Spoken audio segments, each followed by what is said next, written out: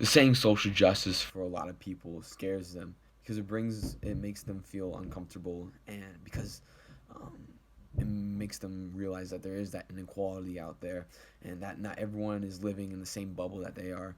Because I think a lot of people, they try and think that where they live, what they do, that's everything, that's the norm, but it's not. And there's a big difference out there in the world with different communities, outside of that little bubble that we live in.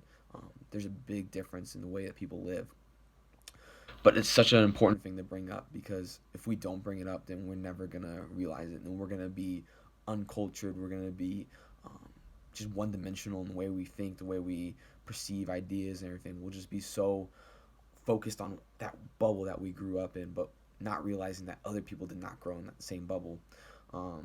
Because there is an opportunity. There's a gap in opportunities for a lot of people in different communities, and we need to realize that and not be so naive to the fact that that's around. And we need to be okay having those conversations about making a change in that perception, and changing the way that everyone gets the same opportunity.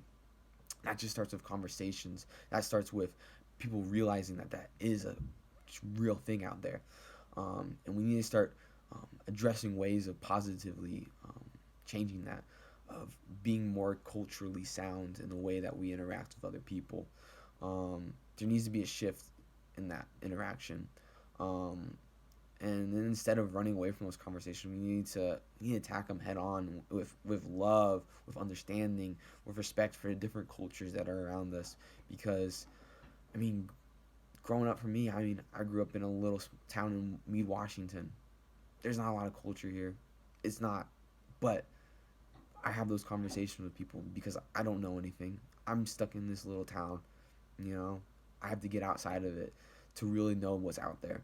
So I think that's huge, that we need to start those conversations about different cultures and not just be focused on our own, because then that makes us so one dimensional, and that makes us feel like we're the only people out there, when there are so many different cultures, so many different ways of living that we may never even experience. And I think that just John 15:12 kind of just wraps this all together. And it says, "My command is this: love each other as I have loved you." I mean, that's what God wants us to do. He just wants us to love each other. He knows that we're all different, but He created us all perfect. And He knows that there's going to be times where, the ways that we live are different, but to come together and have those conversations, I mean, we're all the same. We're all the same. We're all loved by the same God. We all love each other. We're all brothers and sisters. We just need to have those conversations to make that change.